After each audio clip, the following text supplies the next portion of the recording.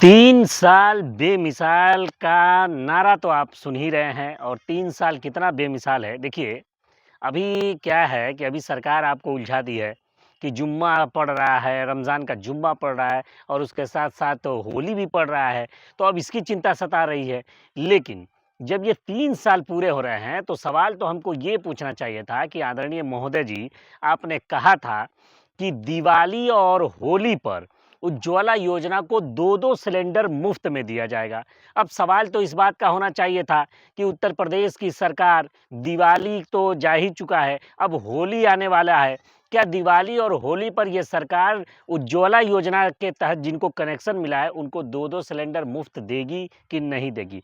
3 साल बेमिसाल का नारा लगाने से पहले एक बार ये भी सवाल पूछना चाहिए कि आपने कहा था कि इस देश के उत्तर प्रदेश के किसानों को सिंचाई के लिए तमाम चीज़ों के लिए मुफ्त बिजली की व्यवस्था दी जाएगी बिना किसी बिल के। क्या ये व्यवस्था लागू कर दी गई है? सवाल तो इस बात का भी होना चाहिए कि आपने अपने मैनिफेस्टो में कहा था कि प्रत्येक गांव में हम बस स्टॉप बनाएंगे। अरे भैया, प्रत्येक गांव में बस स्टॉप बनवाने की बात तो बड़ी अलग विषय है। अभी पडरौना की हालत ये है कि जितनी सरकारी बसें होती है वो सड़क पे खड़ी होती है और सड़क पे खड़े होकर आधे पडरौना को रामकोला से आने वाले लोग, रामकोला रोड की तरफ जो लोग हैं और जो कस्या की तरफ जाने वाले लोग हैं, वो पूरा का पूरा सरकारी जाम से ग्रसित है। सरकारी जाम का मतलब सरकारी बस के द्वारा वो जाम लगाया जाता है।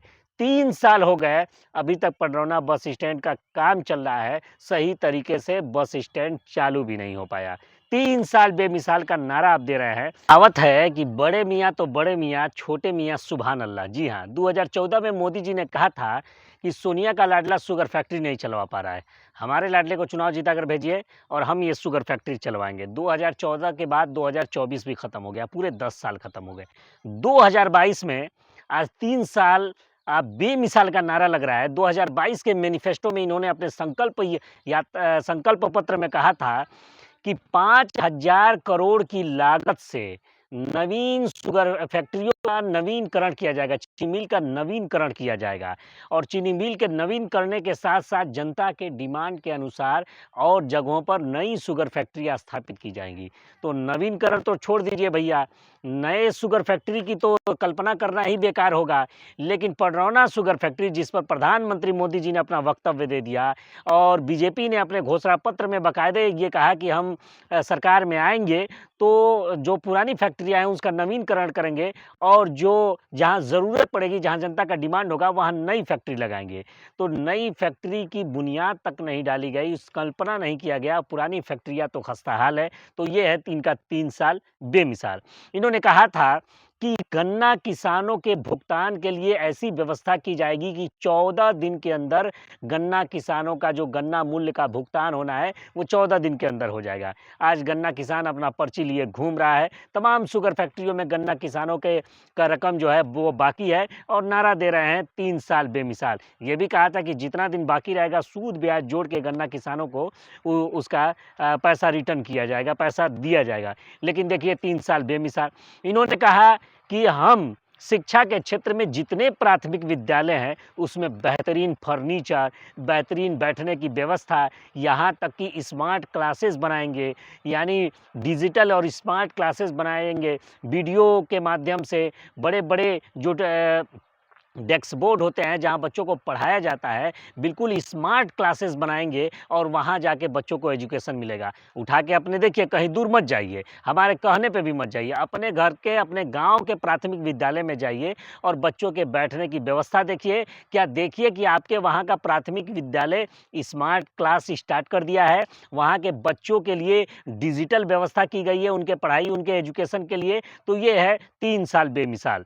और इसके साथ ही साथ इन्होंने कहा था कि जो हमारी 60 वर्ष से ऊपर की महिलाएं हैं, जो वृद्धा हो चुकी हैं, जो बूढ़ी हो चुकी हैं, ये 60 वर्ष की महिलाओं के लिए बस के अंदर निःशुल्क सफ़र करने की व्यवस्था कराएँगे। बस के अंदर जाने की निःशुल्क व्यवस्था होगी। आज जाइए ज़रा 60 साल से ऊपर की महिला को बस में बैठाइए, देखिए कंडक्टर टिकट माँग रहा है कि नहीं माँग रहा है। तो 3 साल सिर्फ़ और सिर्फ़ झूठा वादा करने का काम इन्होंने किया है और आपने कहा था कि हम रोज़गार के अवसर मुहैया कराएँगे, जगह-जगह ऐसी व्यवस्था करेंगे कि नौजवानों को बाहर ना जाना पड़े। और क्या हाल है, ये तो आप देख ही रहे हैं। फ़िल्म छावा और बोल दिया है धावा, और उसी में उलझा के रखा है पूरे नौजवानों को कि ये औरंगज़ेब ने क्या कहा था। ऐसे लग रहा है कि जैसे हर समाधान का इलाज इस सरकार ने ढूँढ लिया है और वो मिल गया है औरंगज़ेब में। बेरोज़गारी का समाधान औरंगज़ेब, महँगाई का समाधान औरंगज़ेब, जो महिलाओं के साथ उत्पीड़न हो रहा है उसका समाधान औरंगज़ेब, होली के अंदर 2 सिलेंडर नहीं मिला उसका समाधान औरंगज़ेब, दिवाली के अंदर 2 सिलेंडर मुफ्त नहीं मिला उसका समाधान औरंगज़ेब। तो औरंगज़ेब और हिंदू मुसलमान करके ये जो इनका 3 साल जो बेकार गुज़रा है, उस पर पर्दा डालने की कोशिश कर रही है ये सरकार। और रही बात कितना बेमिसाल है, तो अब गर्मी का महीना भैया शुरू हो रहा है। गर्मी का महीना जैसे ही शुरू होगा, उसके बाद लो वोल्टेज की समस्या, बिजली भागने की समस्या, फिर सड़कों पे धरना प्रदर्शन चालू होंगे, फिर सड़कों पर हाहाकार मचेंगे। बिजली व्यवस्था को लेकर के सरकार ने जो अपने मैनिफेस्टो में कहा था कि हम सही ढंग से, सही तरीके से प्रत्येक गाँव में और प्रत्येक घर में बिजली पहुँचाने का काम करेंगे, और ये हो जाती है कि 3 साल बेमिसाल का नारा देने वाले खुद धरना प्रदर्शन करते हुए नज़र आते हैं कि भैया ये सरकार को बदनाम कोशिश करने की कोशिश कर रही है बिजली विभाग। अब बिजली विभाग है सरकार के अंडर में, लेकिन वो खुद सरकार को बदनाम करती है इसलिए कि वो बिजली सही समय पे दे नहीं पाती है। बिजली कटौती से व्यापारी परेशान, बिजली कटौती से आम जनता परेशान। रात भर जनरेटर की आवाज़ में करवट बदल कर सोना पड़ता है। यही है 3 साल बेमिसाल।